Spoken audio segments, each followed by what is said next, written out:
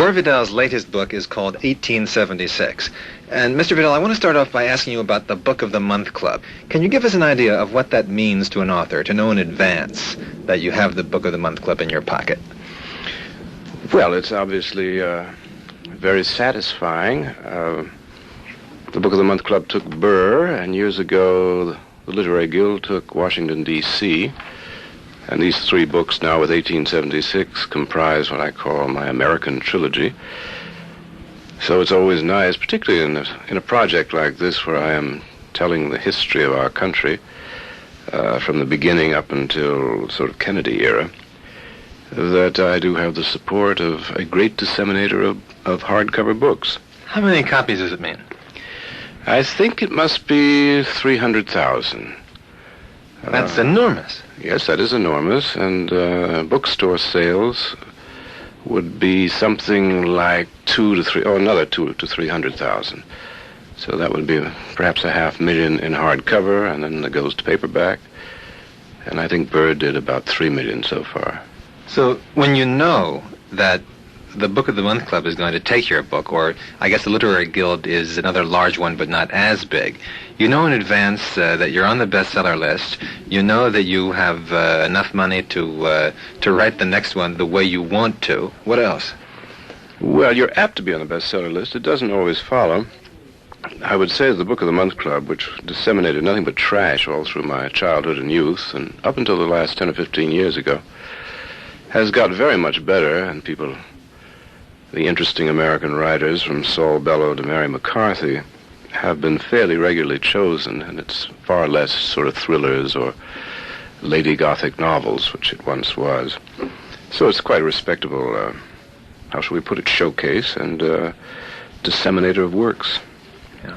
Well, you talked about your American trilogy, Burr, which is about the beginning of this country, Washington, D.C., which is about fairly recent history, and now 1876, which is really the meat and the sandwich, at least the middle. Is it fair to say that the theme, if there is one, of this trilogy is that corruption is an American way of life, it's an institution, in a way one must almost honor it, pay homage to it? I suppose that is a theme. I wouldn't say it was central to the work, though I deal mostly with political people or people involved with power, as that is a subject that I know something about and interests me. But I think that the corruption is not exactly total, but it is certainly a prevailing aspect of American life, particularly when great money is being spent by the federal government, therefore everybody tries to get a piece of it. This happens during wartime, particularly during the Revolution. There was a lot of corruption, civil war, which leads us to 1876. And this long war that we've been fighting against most of the world since 1941, which has finally surfaced in the horrors of Watergate, which are only the tip of an enormous iceberg. But it is necessary, a certain degree of, if not corruption, dissimulation is necessary in a democracy, because a large country is made up of many blocks of people who detest one another, and to hold them in balance means that you must continually dissimulate and be hypocritical and just simply do your best to arrive at what they used to call in the Johnson era, consensus. It isn't very glamorous and it's not very noble, but the alternative is chaos or dictatorship. You mentioned Watergate, and I couldn't help reflecting that when Richard Nixon made that very tearful goodbye statement the day that he left, or perhaps it was the day before, he said something about how you couldn't say that anybody got rich in his administration. There was no transfer of money. Well, I always liked those diamond earrings that Pat ended up with from $50,000 of laundered campaign money through Bebe Rebozo. I think his administration ended up with quite a lot of money. What was it, about $3 million federal money went on his two houses in San Clemente and Key Biscayne. And there was the income tax thing. Oh, and the Agnew business. But the point is, he thought that it was important to draw attention to this facet. He thought that he had to protect himself on the economic side, as it were. Well, he always worked on the supposition that the American people were collectively idiots. And he had every reason to think that they were, because twice they elected him president. So he knew that they had to be stupid or bad or something, or else they would not have taken what he knew to be a bad man himself and make him the president. But if you went around the country, as you did, during the Watergate period, a lot of the people who called themselves Republicans were saying, well, Nixon isn't doing anything or didn't do anything that everybody else didn't do. And in a way, the books that you have written fortify that point. I fear that, yes, and that is to me an unfortunate aspect of my trilogy, is that it does particularly enforce conservatives and or crooks into thinking, well, it's always been like this, so it's okay. It doesn't mean that everybody has always been like this, nor is it a very good thing to be as corrupt as Nixon or as Grant's administration or the Harding administration. But I do realize that by revealing from the Founding Fathers on that most of the public men have been corrupt in one way or another. Alexander Hamilton was a British agent. Benjamin Franklin was a British agent. The commanding general of the American Army was in 1812 was an agent of Spain. I mean, our people have always been sort of on the take. And you talk about the sale of seats in the Senate in 1876, and of course the election then was decided in the House of Representatives, and one of the judges was a Supreme Court justice who was paid off to make his vote go to the man who had lost the election rather than the man who had lawfully won it. This is simply a sad tendency in our history, but also there have been a few people who fought it, and certainly the Nixon thing, when he tried to say, well, I didn't noticeably take money, he thought that would strike a popular note because he apparently hadn't at that time.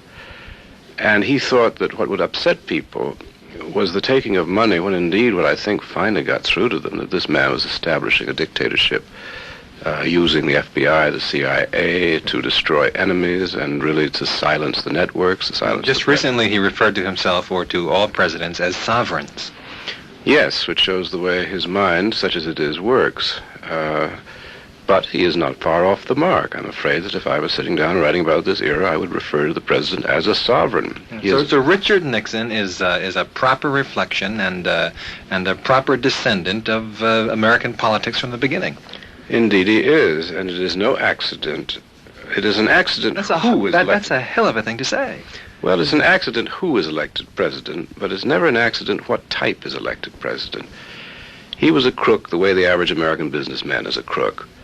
The man, would you buy a used car from this man? I mean, he's the sort of person who is a realtor is trying to sell you some marshland, which he calls shady acres. Well, this is absolutely, the whole country is like this. It has been from the beginning, because we've never had any honor system. It was just a system of greed, what's in it for me.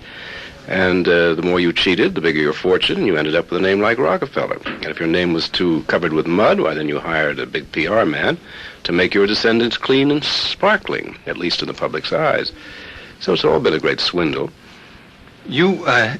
A lot of people on Congress, even nowadays, and certainly through the course of American history, talk about the Constitution in hushed and revered tones. And Sam Ervin, of course, called himself a constitutionalist, and Mr. Nixon kept saying that he wanted a strict constructionist of the Constitution to be on the Supreme Court. And yet I've heard you say that you would throw away the Constitution. How dare you?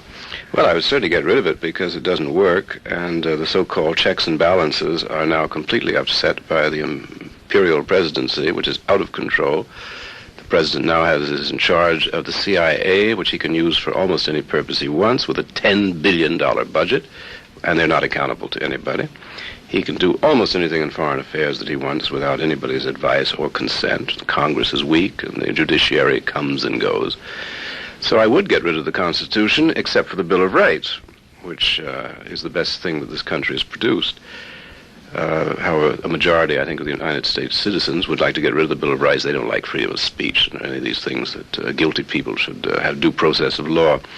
Every time the Bill of Rights is put up unidentified for a cross-section of the American people for a vote, they always vote it down because they don't like the sound of it. It sounds communist. But I would certainly replace the present checks and balances, executive, judiciary, legislature, with quite a different system. Well, that's really iconoclastic. Of all the things that you said, the thing, throw away the Constitution, perhaps will offend most Americans. Well, I hope it does, and I hope it also makes them start thinking about it. I've spent 15 years now immersed in American history, and I've come to the conclusion that with each passing decade, the system works less and less well for more and more people.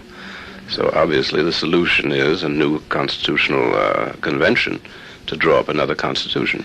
Now, is the trilogy it? Is it only going to be 3? I'd kind of like to see you write something, perhaps novelized, fictionalized, about the Kennedy period, to which you had some connections, both family and I think emotional. Certainly you were yourself more of an active political animal during that period, and to use the new sexy information, the information about intrigues and so on and so forth, would be marvelous grist for your mills.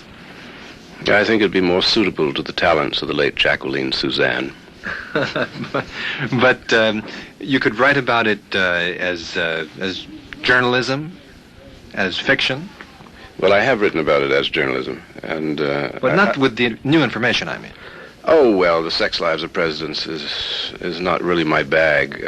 I assume that most of our presidents have been adulterers from the beginning, and it neither hurt nor helped their political careers. The sex lives of politicians has absolutely nothing to do with their efficiency or inefficiency as public officials. Now, I want to end by asking you about your work habits, which I usually don't get into with authors, but I saw in the New York Times a very interesting piece in which you said that you don't like to write, but you like to rewrite. I think that's true. I said that I have nothing to say, but a great deal to add. And this means that with each revision I do, I add more and more. And I can tell any piece of mine, even from years ago, I can look at a page and tell you how many drafts it took by the finished texture of the surface. And that takes a lot of time. You know, you're so good at conversation and repartee that sometimes I think that your reputation as being a writer, as a novelist, as a journalist, might be blotted out by your gift for gossip. Is that a real fear? Well, if you've noticed that I never gossip. I've just finished saying I wasn't interested in the sex lives of presidents. That's Truman Capote who gossips. I'm not the one who gossips. I'm the one who talks about changing the society, and Norman Mailer is the one who talks about Norman Mailer. There's a tendency to blur the three of us. Gossip is not my thing, and I'm often accused of it because nobody can face what I'm saying. So if I attack, let us say, Gerald Ford or Nelson Rockefeller or Jimmy Carter, why, it's on personal grounds. You see, he doesn't like them. He has a grudge against them. He is envious. It's not that at all. I don't like what they represent. So I try to talk about fundamental issues, but our system does not allow for this. And our journalists, as we know, are amongst the worst in the world, and particularly since they discovered new journalism, which is writing about themselves, rather than what they're supposed to be covering. As a result, everything is personalities. So anything I say, I realize about changing the Constitution. So it must be put down to the latest gossip about George Washington and Thomas Jefferson. So in an aphorism or an epigram, how would you like to be remembered? For what? He disturbed the peace. Thank you very much. Gore Vidal, his most recent book is 1876. This is Stephen Baker in Washington.